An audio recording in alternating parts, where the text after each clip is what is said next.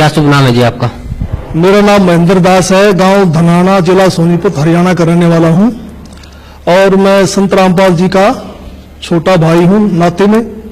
संत रामपाल जी महाराज की शरण में आने से पहले आप कौन सी भक्ति करते थे? वैसे तो भक्ति की रुचि बचपन से ही थी, फिर महाराज जी का बचपन से ही साथ मिलने से हनुमान जी की भक्ति, भगवान शिव के व्रत रखना, शिवलिंग पे जल चढ़ाना। मैं भगवान विष्णु जी को विशेष रूप से मानता था, भगवान श्री कृष्ण जी को, जो आम हिंदू लोग करते वही भक्ति हम करते थे। फिर मैं नौकरी लग गया, गुरु जी संत रामपाल जी से मैं दूर हो गया। मैं चंडीगढ़ रहा 8 साल, वहां जाकर के रुचि भी खत्म हो गई। संत रामपाल जी महाराज की शरण में कैसे आए? फिर मैं 1991 में मैं चंडीगढ़ से रोहतक आ गया और एसपी रोहतक का मैं ड्राइवर लग गया। मेरी पुलिस डिपार्टमेंट में नौकरी थी और महाराज जी पहले सिरसा वगैरह में पोस्टेड थे, जूनियर इंजीनियर की, और गुरु जी फिर रोहतक में पोस्टेड हो गए। गुरु जी और फिर मिलना जुलना शुरू होगा। और गुरु जी लंच टाइम में मेरे पास रोजाना आते थे, लगभग 4 महीने लगातार आए और सत्संग की, भक्ति की बातें बताने लगे कि भक्ति करनी चाहिए, भक्ति से दुख दूर होते हैं, सुख मिलता है, मोक्ष मिलता है। लेकिन मेरी रुचि विशेष नहीं थी और मैं महाराज जी को मना भी नहीं कर सकता था कि मेरे पास क्यों आए, क्योंकि बड़े भाई साहब थे। तो मैं अंदर से दुखी बहुत था कि रात को ड्यूटी करते हैं, दिन में ये आगे बैठ जाते हैं। लेकिन एक दिन मैंने कह ही दिया कि भक्ति में कुछ नहीं रखा, काम करो और बच्चों का पालन पोषण करो, इससे बड़ी कोई भक्ति नहीं है। फिर गुरु जी ने धीरे धीरे आना बंद कर दिया। फिर मेरे जीवन में एक ऐसी घटना घटी, 1992 की बात है, कि मैं एक डीआईजी को लेकर के मधुबन गया हुआ था, पुलिस ट्रेनिंग सेंटर के अंदर। रात को वहां ठहरे, मैं सुबह सोकर उठा तो मैंने देखा, मैं चारपाई पर लेटा हुआ, मेरी आंखें खुल गई। तो लेटे लेटे मैं क्या देख रहा हूं कि मेरे पैरों की तरफ उस मकान कमरे में 2 खिड़कियां थी। एक खिड़की में महाराज जी कम से कम 8-10 फीट ऊपर आसमान में बैठे हैं। वो सीन मुझे आज तक याद है। काले रंग के चश्मे लगा रखे थे, लाइनिंग वाला शर्ट, काली पैंट, और ऐसे बैठे हैं जैसे पद्मासन होता है, हाथ जोड़कर। तो संत रामपाल जी की तरफ 2 पैर दिखाई दे रहे हैं, घुटने से नीचे बिल्कुल लाल रंग के, जैसे सूर्य सुबह निकलता है। तो मैं देख कर डर गया। मैंने अपनी घड़ी देखी, द्वार पे एक घड़ी लगी हुई थी, उसको देखा भी 7 बज गए। दूसरी खिड़की से देखा तो शहतूत का पेड़ है, चिड़िया बैठी हैं। लेकिन मैं ये सीन क्या देख रहा हूं, कम से कम 5 मिनट मैंने सीन को देखा। तो मैं डर गया कि मैंने समझा कि भाई कहीं गुरु जी मर गए हैं, उनकी आत्मा मुझे मिलने के लिए आ रही है। उसमें फोन भी नहीं थे, मैं डीआईजी को बोल भी नहीं सकता था कि मेरा भाई मर गए हैं। तो मैं बहुत चिंतित हो गया। हम 1 बजे मधुबन से रोहतक के लिए चले, हम लोग 3 बजे वहां पहुंच गए। मैं गाड़ी खड़ी करके सीधा मकान पे गया, गुरुजी के मकान के ऊपर। तो जाके मैंने देखा गुरुजी ठीक ठाक मिले, मन में शांति हुई। तो गुरुजी ने पूछा कि कैसे आना हुआ आज दिन में, कैसे टाइम मिल गया। तो मैंने घटना के बारे में बताया। मैंने कहा जी मैंने तो ऐसे ऐसे एक घटना देखी सुबह सुबह, मैं डर गया कहीं आप मर ना गए हो। तो महाराज जी ने कहा कि मेरे स्वरूप में कबीर परमेश्वर आए थे और अब आपको भक्ति मिल जाएगी। तो मैंने कहा जी मैं तो ड्रिंक्स वगैरह कर लेता हूं, वो छुटती नहीं, भक्ति कैसे करूंगा। तो गुरु जी ने कहा जा, आज के बाद नहीं पिएगा। तो उनके एक शब्द से ऐसी दीवार खड़ी होगी कि आज 1992 की बात है, आज 2013 हो गया, यानी लगभग 21 वर्ष हो गए। वो आज तक मैंने शराब को छुआ तक नहीं है। तो उसके बाद गुरुजी ने अपने गुरुजी से मुझे नाम दिलवाया, संत राम देवानंद जी महाराज से। उस समय गुरुजी को आज्ञा नहीं थी नाम की। मैं भक्ति में जरूर लग गया, क्योंकि महाराज जी बताते थे कबीर साहब पूर्ण परमात्मा हैं, इनसे सबसे ऊपर हैं। तो मैंने उनको उदाहरण दिया कि पुलिस में तो ऐसे होता है, उसमें पुलिस वाले बहुत नाजायज किया करते। कोई कहता मैं फलां का सिपारसी हूं, उसको पकड़ लिया तो उसकी कुटाई कर देते थे, फोन आता छोड़ देते, हमें नहीं पता जी आपका था। कहीं ऐसा ना हो कि नीचे देव देवता हमें कूट दें और जब तक कबीर साहब ऊपर से आए। लेकिन मैं लगा जरूर रहा, लेकिन विशेष विश्वास नहीं था भी कबीर साहब पूर्ण परमात्मा है।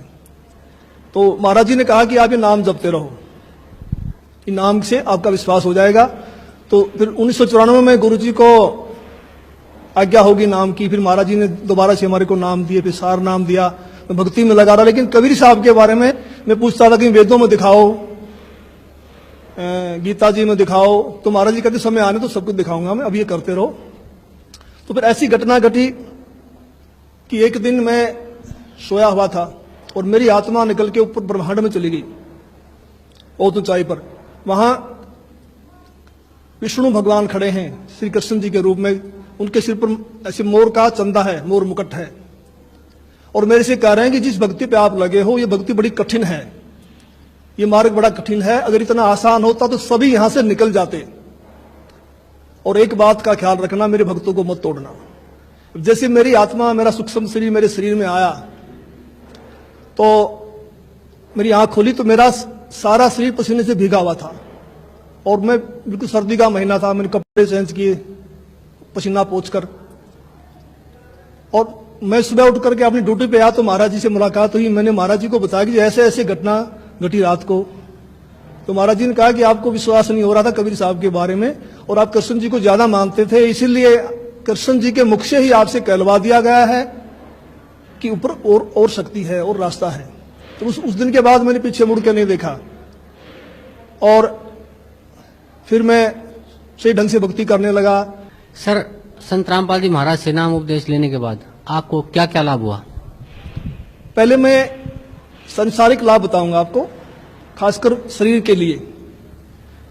जब मैंने गुरु जी को गुरु धारण कर लिया और मैं भक्ति करने लगा, लगभग 1999 की बात है, उस समय मेरी आयु 41 वर्ष थी, 41 ईयर, और अब मेरी 55 साल की हो चुकी है, 55 ईयर्स ओल्ड। तो मैं रोहतक में एक रेलवे रोड का नाम है बाजार में, वहां एक लाला जी के पास बैठा हुआ था। वहां एक लड़का मेरे से मिला, वो लाला जी ने, उसका नाम फकीर चंद जी थे, उन्होंने कहा कि ट्रिपल MA है और इन्होंने ज्योतिष शास्त्र से भी MA किया हुआ है। तो मैंने उसको भक्ति की बातें समझानी चाहिए, तो उसने कहा जी एक बार अपना हाथ दिखा दो। तो उसने मेरे हाथ देखे दोनों, पहले दाहिना हाथ देखा, कहने लगा आपकी आयु कितनी है? मैंने कहा मैं 41 वर्ष का हो चुका हूं। तो उसने कहा आपके भाग्य में लिखा है 40 वर्ष से लेकर 45 तक बिल्कुल बेड के ऊपर बीमार अवस्था में लेटना, और आपको फला फला बीमारी लगेंगी। फिर मैंने कहा मैं तो 41 का हो चुका हूं, मुझे तो कुछ भी नहीं है। कहने लगा 1 साल का धोखा भी हो सकता होगा। तो मैं कुछ चिंतित तो हुआ, लेकिन फिर उसने मेरा बायां हाथ देखा और कहने लगा आपकी पत्नी जिंदा है? मैंने कहा वो तो जिंदा है। कहता हो ही नहीं सकता। मैंने कहा मैं सुबह घर से आया था जब तू जिंदा थी, अब मर गई हो तो मैं कुछ कह नहीं सकता। लेकिन वो तो उसने कहा भी ये कैसे असंभव हो रहा है? मैंने उनसे कहा भी हम पूर्ण सतगुरु की शरण में हैं, सच्चे मंत्र का जाप करते हैं। हमारे सतगुरु कहते हैं कि भी तिल घटे ना मासा बढ़े वेदना लिखे जो लेख, सच्चा सतगुरु मिटा के ऊपर मार दे बेक। हमारे सतगुरु ऐसे कर देते हैं। तो फिर मैंने 6 महीने के बाद फिर मुझे एक ऐसा ही और ज्योतिषी मिला। मैं जैसे पुलिस लाइन में गाड़ी का वायरलेस सेट ही करवाने के लिए गया, उस वर्कशॉप में एक इंस्पेक्टर थे इंचार्ज, वो अपनी टेबल पर ज्योतिष शास्त्र की किताब खोल के बैठे हुए थे। मैंने उनसे वही प्रश्न किया भी इसमें क्या रखा, भक्ति करो ना सच्चे नाम की। डिस्कस हुई हमारी। उसने कहा भगत जी ऐसी बात नहीं है, ये पूर्व जन्म के लेख होते हैं, भक्ति अलग चीज है, ये भी सत्य होते हैं। तो उसने मेरे फिर हाथ देख लिए, मेरे जो बातें उसने बताई थी वही बातें उसी ने दोहराई। तो फिर मैंने गुरु जी से प्रार्थना की, मैंने कहा जी ऐसे ऐसे बताया दो ने। तो संत रामपाल जी कहने लगे कुछ नहीं होगा, परमात्मा लेखों को मिटा देता, भक्ति करो। तो संत रामपाल जी की दया से, इनकी सच्ची भक्ति से उस पीरियड के दौरान मेरे को जुकाम तक नहीं हुआ, बुखार तक नहीं लगा। और आज मैं 55 वर्ष का हो चुका हूं, मेरी पत्नी भी जिंदा है, और मेरी जो घरवाली थी उनका नाम राजबाला है, और वो भक्ति में विशेष रुचि नहीं रखती थी, वो किसी को भी नहीं मानती थी, बस अपने काम धंधा करती थी। तो एक बार 2004 की बात है, इसकी दोनों उंगलियां सुन्न हो गई दाहिने हाथ की। मेरे से कहने लगी मुझे दिखा नहीं तो हाथ सूख जाएगा। को पड़ोस के कह रहे थे एक हाथ सूख गया, ऐसे ही बीमारी लग गई थी। तो मैं रोहतक में रेडियो स्टेशन के पास गुप्ता जी हैं डॉक्टर हड्डियों के, उनके पास उनको लेके गया। उन्होंने बताया कि उसकी ये गर्दन के पास नसें होती हैं, नस दब गई है। तो उन्होंने एक्सरे लिया, दवाई दे दी, 2 महीने इलाज चलता रहा, कोई फर्क नहीं पड़ा। तो मैंने अंदर अंदर गुरु जी से प्रार्थना की, संत रामपाल जी से भक्ति करते समय कि गुरु जी अगर ये हाथ सूख गया तो बुढ़ापे में हम तो रोटी बगैर भी रह जाएंगे, परेशान होगी, दया करो। तो जैसे मेरा ध्यान लगा हुआ था, सुमन करते करते वैसे आंख बंद हो गई, तो मुझे गुरुजी खड़े दिखाई दिए और कहा कुछ नहीं होगा बेटा, ठीक हो जाएगी। तो मैं कुछ दिन के बाद ड्यूटी से छुट्टी लेकर घर गया। मैंने उससे पूछा भी आपकी उंगलियां ठीक होगी? उन्होंने कहा तो ठीक होगी। मैंने कहा गुरुजी ने की है, मैंने प्रार्थना की थी। कह लगे नहीं मैं तो दवाई से ठीक हुई हूं। तो मुझे बड़ी निराशा हुई। तो कुछ यानी 2005 में उसके दाहिने पैर में बहुत जोर का दर्द शुरू हो गया। मैं उसी डॉक्टर के पास फिर लेके गया, गुप्ता जी के पास। गुप्ता जी ने फिर एक्सरे किया, फिर कहा भी रीढ़ की हड्डी की नस दब गई है, इसलिए उससे पेन है। उसने दवाइयां दे दी 1 सप्ताह की। मैं दवाई दिलवा करके बरवाला में सत्संग चल रहा था गुरुजी का, उसमें आ गया। तो उसने फोन करवाया चौथे दिन, कह लगी मुझे कोई आराम नहीं है और मैं तो मर रही हूं, तो तू सत्संग में धक्के खाता फिर रहा है, क्या रखा है सत्संग में, आकर के मुझे दवाई दिलवा। तो मैं गुप्ता जी के पास गया, वहां उसका रिकॉर्ड लेकर के। गुप्ता जी ने कहा भी अब तो इसका ऑपरेशन होगा और कोई इलाज नहीं है। तो ऊपर से इलेक्शन थे हरियाणा में 2005 फरवरी में। तो मैंने कहा जी 1 सप्ताह इलेक्शन का, हमें छुट्टी नहीं मिलेगी, आप ऐसा कर दो, ऐसे इंजेक्शन लिख दो, कितने ही महंगे हैं, जो 10 दिन निकाल दें, फिर मैं ऑपरेशन करा लूंगा। तो उन्हें इंजेक्शन लिख दिया। मैं दवाई लेकर के पुलिस लाइन में जाके अपने बॉक्स में रख दिए। सुबह ड्यूटी करके फिर जाऊंगा घर। तो मैं रात को 2 बजे उठा, तो मुझे बड़ी वही चिंता हो गई भी क्या होगा। तो बड़ी रो रही है, बड़ी तकलीफ है उसको। तो मैं भक्ति करके सुबह का नित्य नियम करके अपने सुमन करके मैं दोबारा सो गया। और सोते समय मैंने प्रार्थना की कि हे परमेश्वर, हे गुरुदेव, ठीक तो आप ही करते हो, अब की बात ठीक भी करो और ये एहसास करवाओ कि आपने ही किया है, करने वाले तो आप ही हो। तो मैं ड्यूटी करके शाम को 5 बजे घर गया। तो वो अपने काम धंधे में लगी हुई थी। मैंने उससे पूछा भी मैं तो 1000 रुपए की इंजेक्शन ले यार, तू ठीक है तो फोन कर देती, इन दवाइयों को मैं वापस कर देता। तो उसने कहा मैं तो ठीक होगी। मैं कैसे हुई? कहने लगी मैं सारी रात रोती रही, 3 बज गए, मैं दीवार के ऐसे कमर लगा के रो रही थी। तो मुझे गुरुजी दिखाई दिए, मेरी आंख बंद हुई कुछ सेकंड के लिए। तो गुरुजी ने ऐसे हाथ किया, ठीक हो जाएगी बेटी, कोई बात नहीं। कहता उसी समय मेरा रोग बिल्कुल खत्म हो गया। तो फिर मैंने कहा आप तो भक्ति करेगी ना? कहने लगे हाँ अब करूंगी। तो आज तक उसको दर्द दोबारा नहीं हुआ है। और अनेक गुरुजी ने हमें सुख दिए। सबसे बड़ा तो मानसिक सुख होता है, मानसिक शांति, वो हमारे को संपूर्ण रूप से मिली हुई है। एक दिन संत रामपाल जी करनाल के अंदर एक भगत के घर गए हुए थे। सतगुरु जी ने 3.5 घंटे के लगभग सत्संग किया। जब चलने लगे तो एक औरत ने, जो काफी बुजुर्ग थी, कोई 65 साल के करीब की उम्र रही होगी, उन्होंने कहा कि जी मैं आपसे कुछ बात करना चाहती हूं। तो गुरुजी ने कहा ठीक है पूछो।